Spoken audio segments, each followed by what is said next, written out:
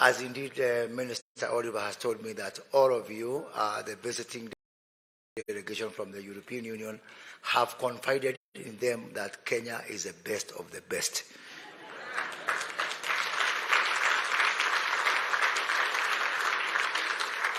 So I want to welcome you today and tomorrow, but for one more week after that, so that you can be able to sample our countryside, our national parks, our beaches, and I know some of you may have a problem to go back to your country, but we look for a way of diplomatic communication to your country to explain to them why so many of European nationals came for a conference in Kenya and they decided to stay in Kenya. Kenya takes our relationship with the EU very seriously. We've had a very fruitful engagement this morning with both the European Union and, of course, the Minister and the French delegation. We have got now a very firm program that we are going to execute together. Most of it will be covered tomorrow when we have the strategic dialogue, which my colleague Governor Mutua and my colleague Professor Njuguna Ndung'u, the Cabinet Secretary for National Treasury, are going to be coordinating, looking at the broader issues of security, of sustainability, and indeed development partnership. But today is the day of business. So the business of today is business. The business of Kenya is business. And in this regard, I want to reiterate and assure you that Kenya is indeed open for business. Through the Global Gateway program of the European Union, which we have agreed for our respective teams and the European Union to actually organize a deep dive in the next few weeks to look at how can we be able to create effective partnership between Kenyan business and European business. So what I am expecting is that at the end of the business forum today, we are opening a deal book, and Ambassador here is going to work with the Principal Secretary to open this deal book. Please, as I've told the delegation from France, ensure that all your partnerships, all your investments get its way into the deal book. And my commitment is that for all opportunities that are going to get into the deal book, I and my ministry will be able to follow up on a granular individual basis. So we do not see you as 250 or 500 businesses. We see you as individual businesses, and we are going to actually be your agent to follow up on all these opportunities on an individual basis. Finally, is on the issue of economic partnership agreement. EU Director Dora, who is around here, when she came to see me last December, I promised her one thing. The next time she comes to Kenya, I will confiscate her passport. And I've actually done that. And what I've told Dora is that I am only giving you your passport when we conclude all the topics under our economic partnership agreement. Our chief negotiator, P.S. Alfred Kombudo, is here, and I also want to confirm that I have also confiscated his passport. He cannot go anywhere. Because when Dora saw me in December, I told her that by 31st of March, we must conclude our economic partnership agreement. And I'm very proud, and I think the President is going to advise us whether he can be available to witness before that deadline with the European President to initiate that agreement, hopefully before the end of the quarter, and we really look forward to that. As the Minister has said, when you're in Kenya, you are not just in Kenya.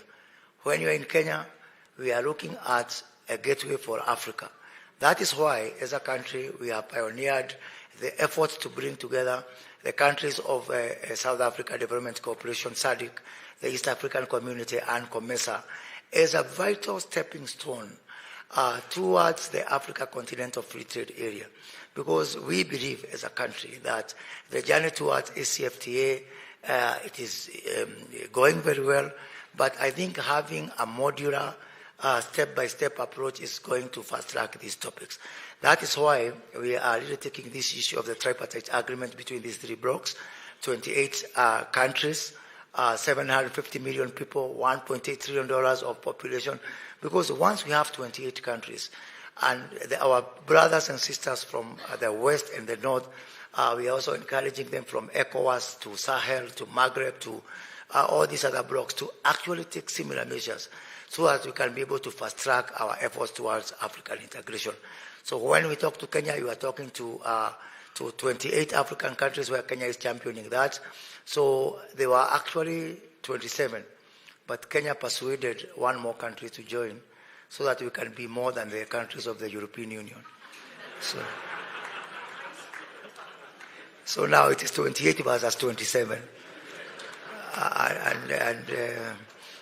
Because we wanted to, some area other than the athletics where we are ahead of Europe, and also to revenge for Morocco. Thank you, Oliver. So in the next 2 months, we hope to have more countries within TFTA than the countries of Europe. In this regard also, I want to ask the European Union to continue talking to our partners and our neighbors. Because why Kenya has taken a very aggressive and robust approach towards trade negotiations. We now have PS Kombodo here is negotiating 3 major agreements at the same time, with the European Union, with the US, and with the UAE, all of them at the same time, which is strenuous and draining for him and his lean team. It's because we have got everything to gain and everything to lose also if we don't take this route. You are aware, and I've said this clearly to Ambassador and the team, that some of our neighbors and some of our partners, because of the least developed country status, they continue to enjoy, free market access to your markets. And Kenya has said that really we have to have this conversation. Is it right? Is it fair? Is it moral? Is it the right thing to do for Kenya to continue suffering because we are a middle-income country? We cannot incentivize poverty. Poverty is not something you aspire for. Poverty is something you find yourself in by accident. And we want to ask European Union to continue having this conversation, even with our partners, and tell them really that, please, let's aspire to leave this LDC bracket and get all our economies to the middle income. By the way, within the next 5 to 10 years, this government, the Kenya Kwanza government in the Republic of Kenya, is going to create a vacancy in the middle income because we want to be the top bracket income. So we want other countries to come in and fill in that gap. So there is space. You cannot say that you want to continue to be LDC because there is no space. We are creating a space within the middle income nations. They can come and occupy as Kenya moves upwards. Let us not incentivize poverty. Let us work together to uplift our people from poverty. Let us not continue saying that this country can continue frustrating efforts for, to open free trade simply because you are LDC, simply because you enjoy free market access. Poverty is not a good thing. It's something you find yourself by accident. Finally, ladies and gentlemen, let me tell you that Nairobi is the center of business. We welcome you for 3 very major events that are taking place in Nairobi this year. In April, the African Union, the ACFTA, trade ministers, and also our private sector in Africa, 100 top companies in Africa are converging here in Nairobi to develop the implementation matrix now that we have got a critical mass of countries that have ratified the CFTA. In July, alongside the mid-year summit of the African Union, we welcome you to the Kenya International Investment Conference right here in Nairobi. And of course, His Excellency the President is going to host, as the chair of CAHOS, the African Heads of State on Climate Change, our summit on climate change for Africa. And as I talk about this issue of climate change, as I conclude, is to say the conversations that were started in Sharm el-Sheikh in COP27 about the finance for the issue of climate transition. We are saying there is no better country to pilot this.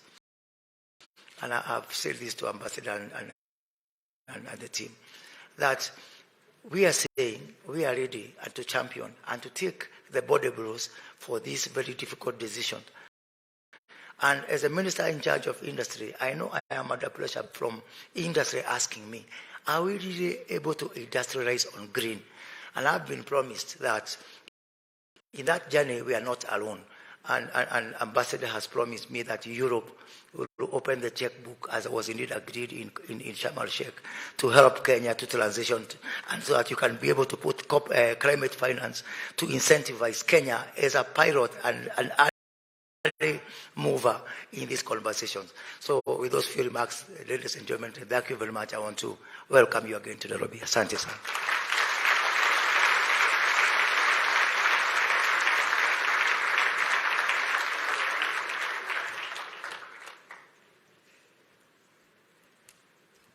A lot of applause for Waziri Moses Kuria. Thank you. Thank you so much. It's now my singular duty and honor to invite the European Investment Bank Vice President, Mr. Thomas Ostro, to come and make his remark. Welcome, sir. Let's appreciate him.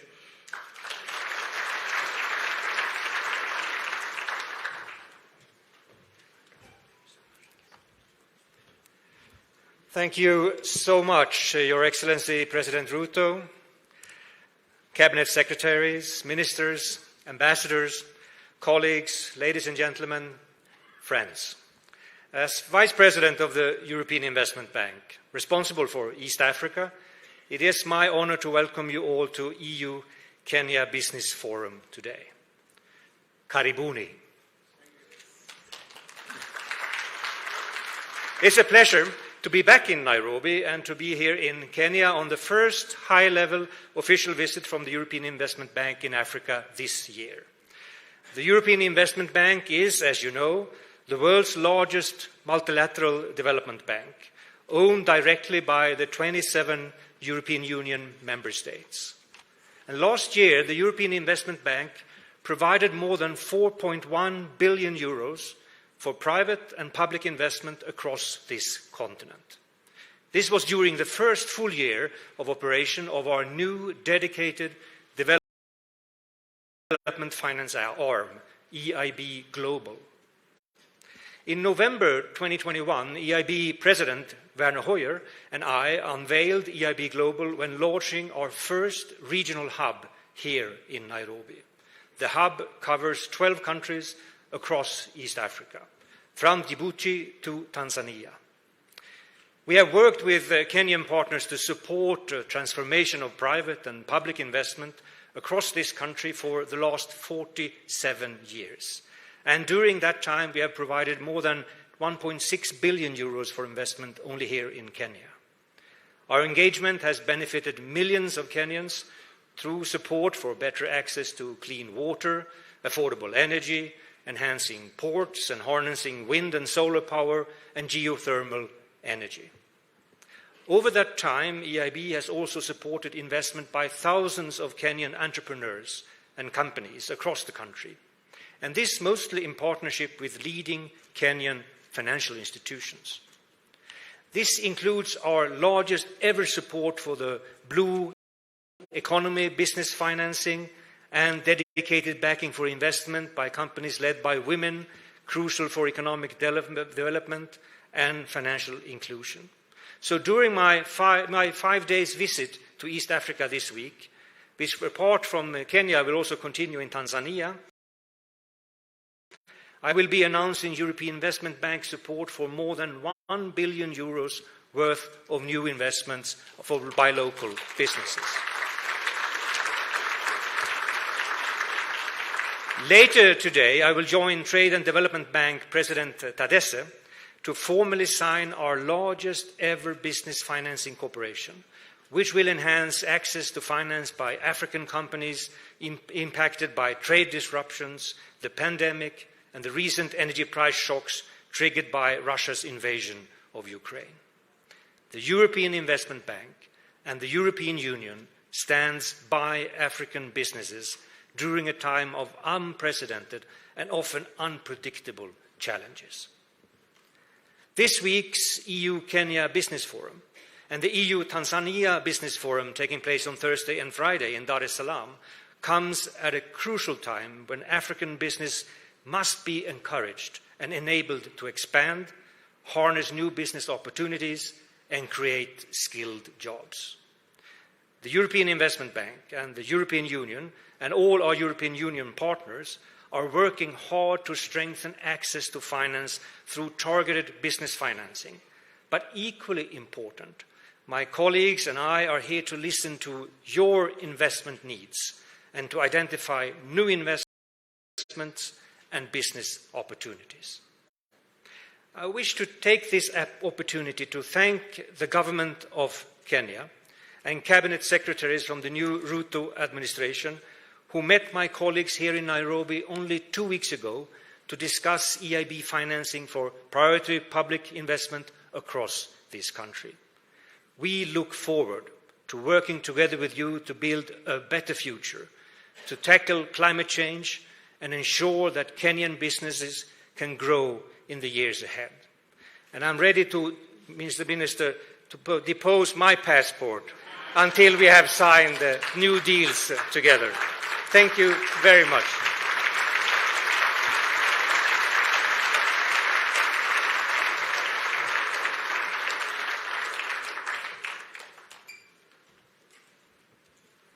Thank you so much. Thank you so much, European Investment Bank Vice President, Mr. Thomas. Asante sana.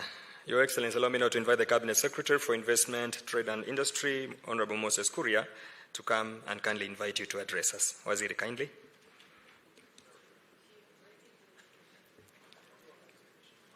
Noted, sir. Waziri Mutua.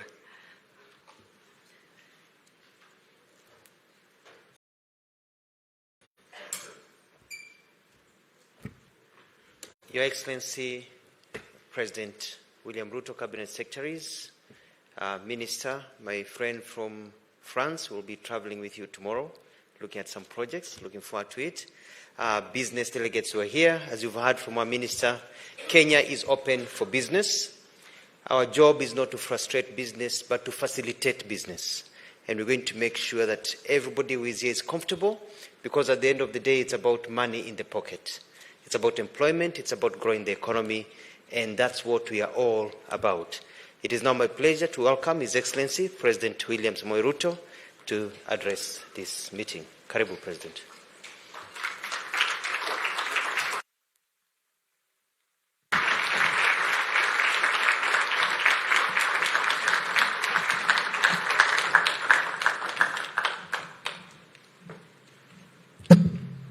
Good morning, everybody. Please, let's take our seats. Thank you.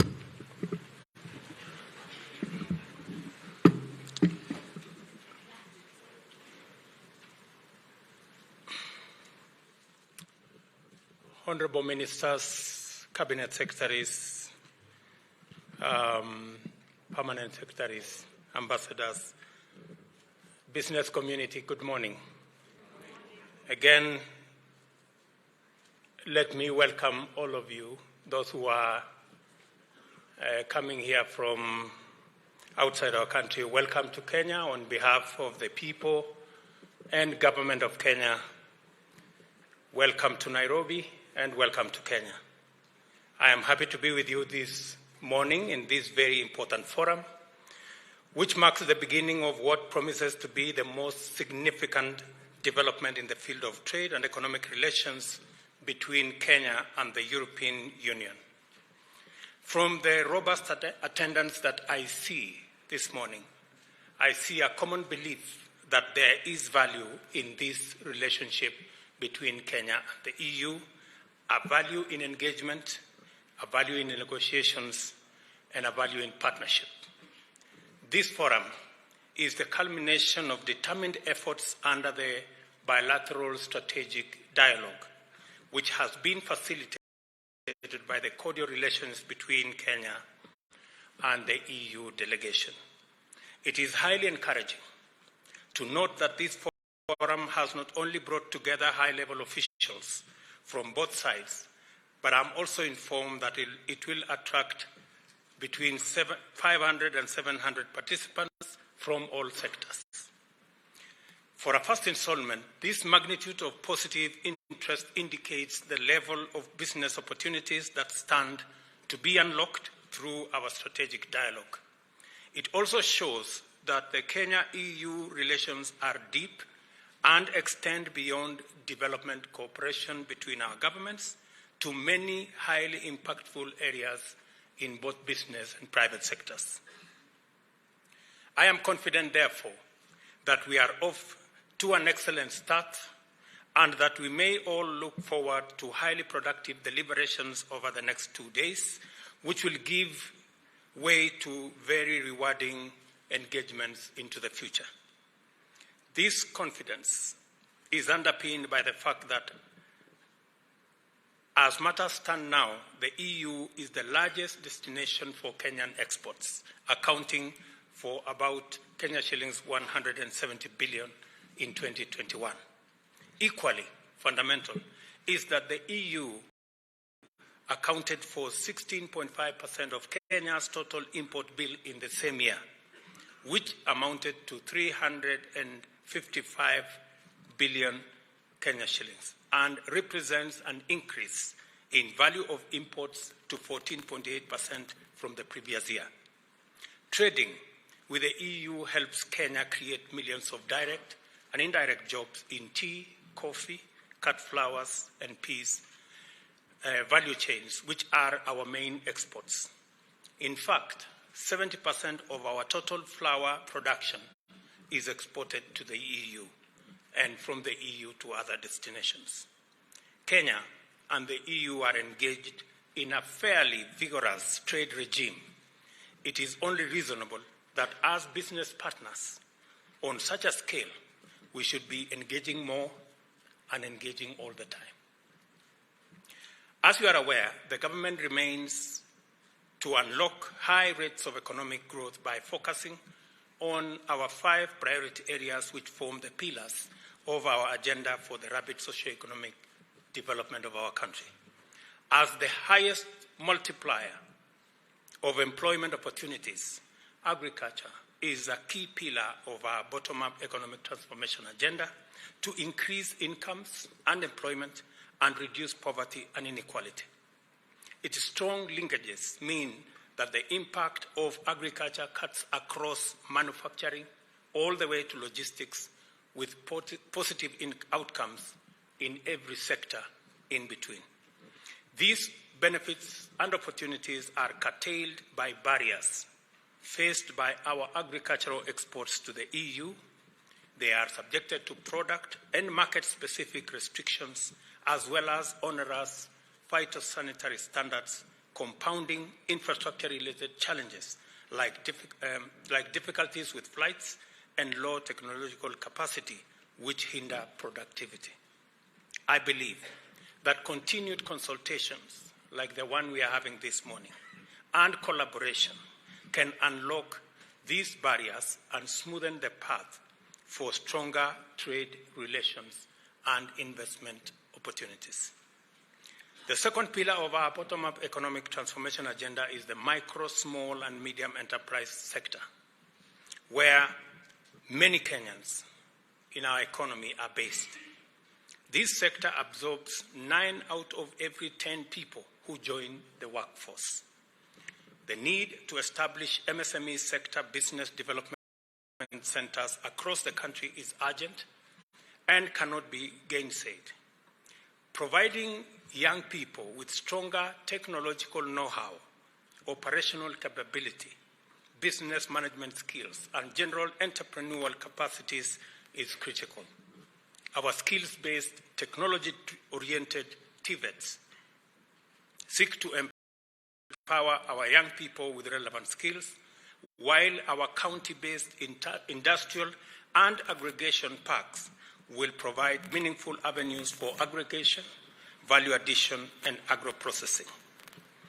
We are also ameliorating the housing shortage in the country, particularly in our urban centers, by embarking on the development of affordable and social housing units in projects that are intentionally labor-intensive in order to create opportunities for skilled and unskilled labor throughout the country.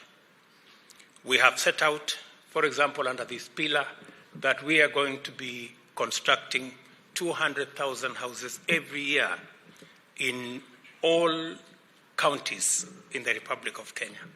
The housing projects also consume locally produced materials as well as fittings and fixtures fabricated and assembled by Kenyan MSMEs. Additionally, the government is committed to the provision of universal health coverage.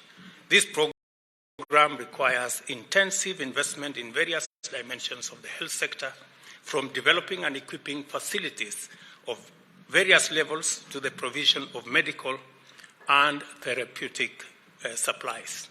In this context, we are working with private sector to provide infrastructure facilities, manufacturing of pharmaceuticals, and other interventions that will help in the private-public relationship as we deliver this assignment on health. Finally, we shall escalate the provision of internet bandwidth throughout the country under our digital superhighway and creative economy pillar.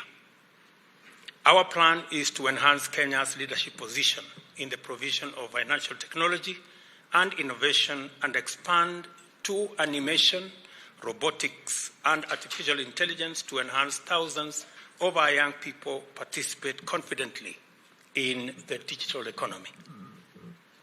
These sectoral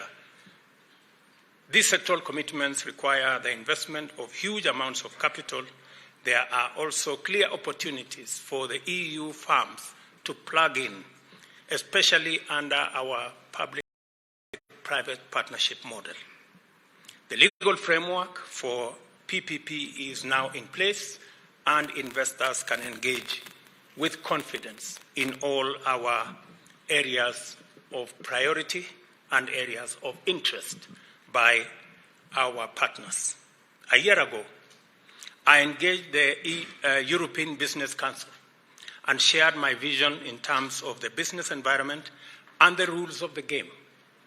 I expressed commitment with regard to institutionalization of our governance and sound institutional quality and the rule of law. I wish to confirm to you that I have made progress in implementing those undertakings to pursue solutions. The Kenya Revenue Authority, for example, is less arbitrary and more rational in executing its mandate, and now pursues alternative dispute resolution with a firm and fair focus on optimizing revenue collection and at the same time providing a customer-sensitive service to all taxpayers. The Inspector General of the National Police Service is now an accounting officer, which makes the police service truly independent and can handle all matters to do with the security of property and life of citizens, including our investors. We are making progress in supporting the judiciary to reach Kenyans closer at the grassroots by establishing additional court stations throughout the country as a mechanism to enhance our ease of doing business and making sure that disputes are resolved in time so that there are no losses and there are no unnecessary delays. The rule of law depends on the independence of such institutions and go a long way to anchor the caliber of business that makes Kenya a compelling investment destination. I am confident that we shall make further progress steadily going forward. Kenya alone is an economy of around 55 million people who consume plenty of products from the EU. We remain uniquely geostrategic as the gateway to the East and Central Africa and are a central player in 3 overlapping regional economic communities: the East African Community, the Common Markets for East and Southern Africa, and the Africa Continental Free Trade Area. We are also a strong participant in the vast tripartite agreement encompassing EAC, COMESA, and SADC. As you've heard from Moses, this is an agreement, the tripartite agreement was signed in 2015, And unfortunately, for the last 7 years or so, we haven't concluded that agreement to the satisfaction of the requirements of the regulations. In the last 1.5 months, I have sent Moses, my cabinet secretary, to 11 capitals, and he's been all the way to Egypt, Angola, Comoros, Uganda, Tanzania, Lesotho, South Africa, and I now can promise with confidence that by end of April, we will have the tripartite agreement in place, and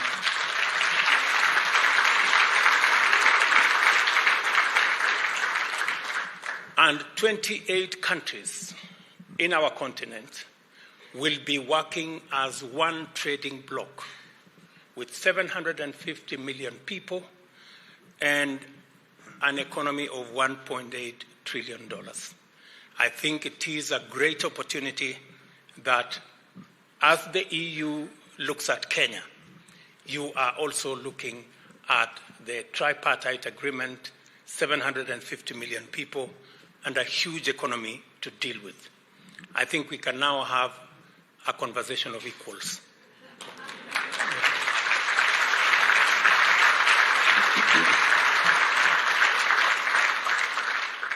For the EU Business Council, I want to state that doing business in Kenya is strategic and highly beneficial, literally in every way.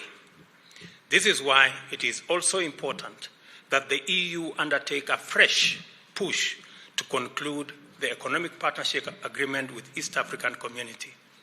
And I'm really looking forward to this being concluded so that we can even the scales. Access to the EU market would enable Kenya to expand its export base, thereby multiplying employment opportunities and strengthening its balance of trade.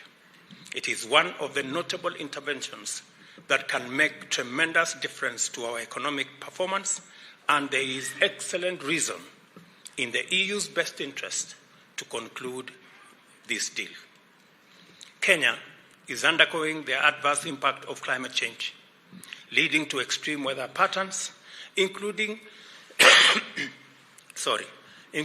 a drought in our arid and semi-arid rangelands, which covers nearly 70% of our landmass. In these northern and northeastern stretches, rain has failed for 4 consecutive seasons, leading to widespread crop failure, livestock deaths, starvation, and malnutrition, water stress, immense economic loss, and conflict. This adversity is part of a broader phenomenon afflicting the Horn of Africa, which we all know. Our agriculture-driven economic transformation agenda, industrialization, food security, wealth, and job creation is in jeopardy if we remain vulnerable to erratic rain patterns. Thus, this agenda not only has to be complemented by a strong water harvesting and supply and irrigation infrastructure component, our entire bottom-up economic transformation agenda must be premised on strong green growth. Let me repeat, strong green growth.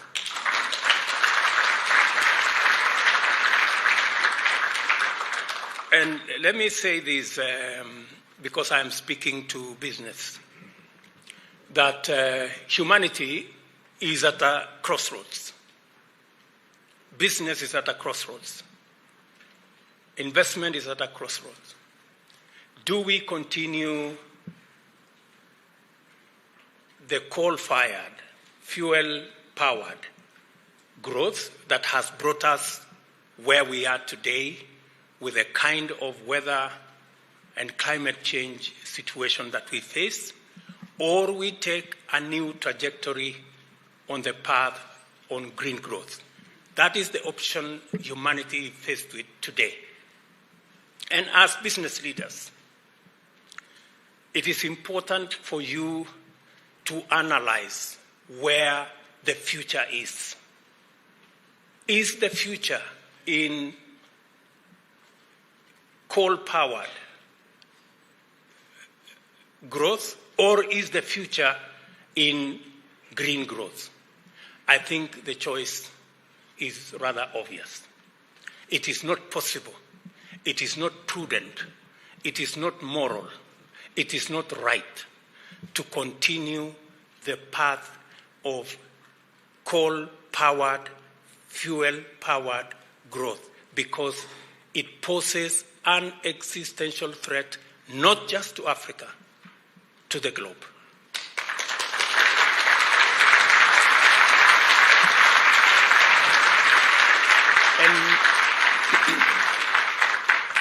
And many would ask, is it possible to industrialize with green growth? Let me give you the answer. Kenya is the largest economy in our region. Yet, our manufacturing, our industrialization, our economy is powered by renewable energy. 92% of energy in Kenya is renewable energy. It gives you the testimony that it is possible to run a country, to run an economy, to run industrialization on green energy. Therefore,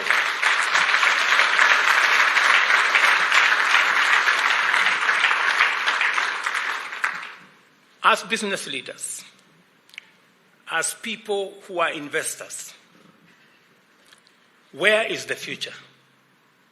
If you ask yourself, let me point to you where the future is. The future is in green growth. And green growth, the leader in green growth is in the African continent. Why do I say so? This is the continent that has 50 times renewable energy that is demanded by the world. 50 times, number one. This is the continent that has 60% of all solar renewable energy. This is the continent that has cobalt, manganese, and all the other products that you need for battery and for hydrogen technology. This is the continent that has 70% of its population under 30, giving you the human resource that will power the industrialization and manufacturing going into the future. This is the continent of 1.4 billion people. If you are looking for a market, I've just explained to you that the African CFTA brings a market of 1.4 billion people. As an investor, if you are looking at the future, and the future is green growth, and green growth is in Africa, and the ingredients of driving that green growth is renewable energy.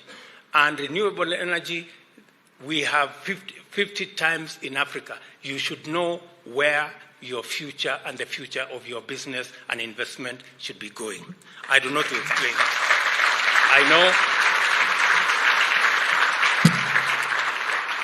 I know you are intelligent people, and I'm sure that's why you are sitting in this room, because you know where the future is. And I want to welcome you to Kenya.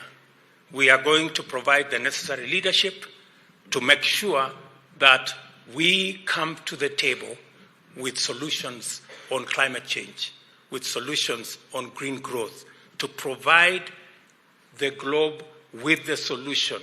Where are we going? And the necessary infrastructure that will take us to the next level.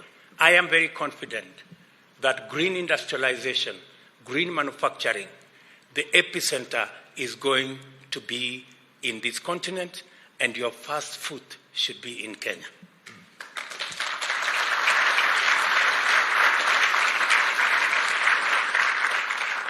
An ambitious climate action, biodiversity loss mitigation and conservation and pollution control agenda, as well as robust carbon trading framework, presents immense possibilities for investors in the green economy.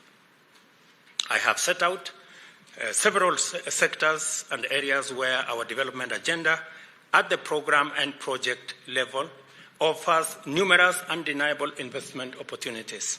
I am sure tomorrow you will be continuing this conversation. You will go in depth into the opportunities that are there, and officials of my government, led by my good friend Moses, will lead that charge. And if there are any questions and they are unable to answer, please report them to me.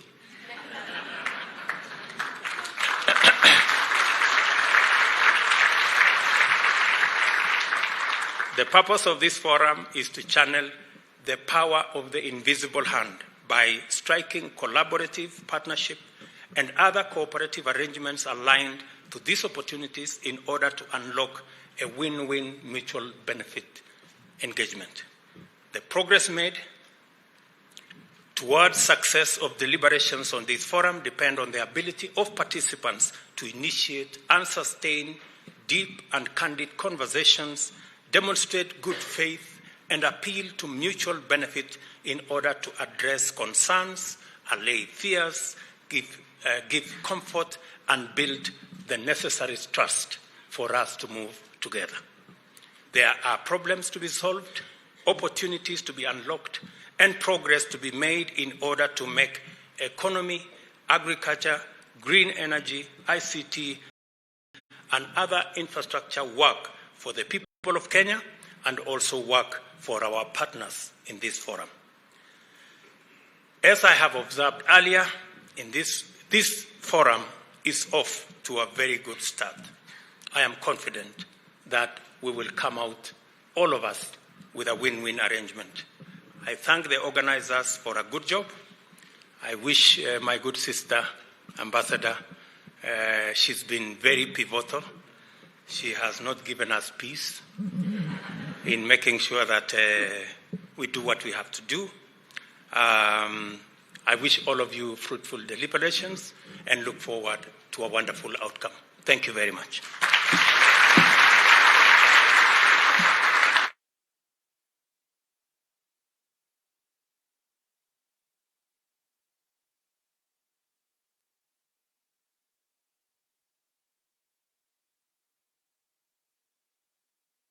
The European Investment Bank Vice President, the Cabinet Secretary for Foreign Affairs, and also the French Minister on stage.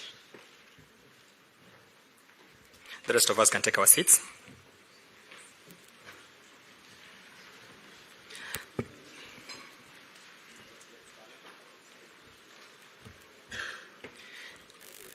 After we are done with the first photo, Your Excellency, you'll allow me to invite all the EU ambassadors to join after that photo.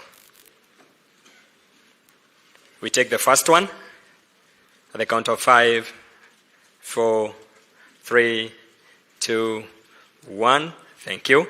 May we have the EU ambassadors joining His Excellency on stage.